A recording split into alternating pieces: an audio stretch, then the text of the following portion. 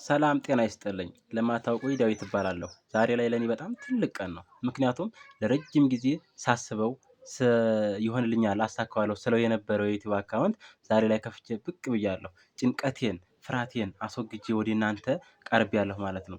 ስለዚህ እናንተ ደግሞ ብዙዎቻችሁ የሰው ማደግ የሰው የሚያስደስታችሁ ናችሁና ስለዚህ ይህን ቻናል ላይክ ሰብስክራይብ እያደረጋችሁ አበረታቱኝ ስል በትህትና እጠይቃችኋለሁ።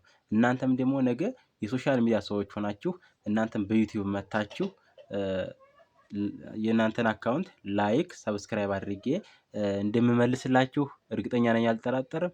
ሶሻል ሚዲያ በነገራችን ላይ የተፈቀደው ለከተማ ልጆች ብቻ አይደለም፣ ወይም ደግሞ እንዲህ በውጭ ላሉ ዜጎች ብቻ አይደለም የተፈቀደው።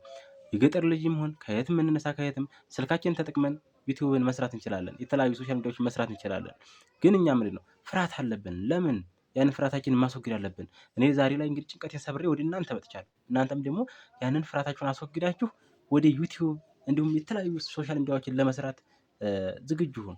ሶሻል ሚዲያ ነው ዛሬ እያያችሁት ነው። ሁሉ በሶሻል ሚዲያ እየተለወጠ ነው። በሶሻል ሚዲያ እየሰራ ነው። በቃ እኛ የማንሰራበት እኛ የገጠር ልጆችስ የማናድግበት ምን ምክንያት አለ? አስቡ።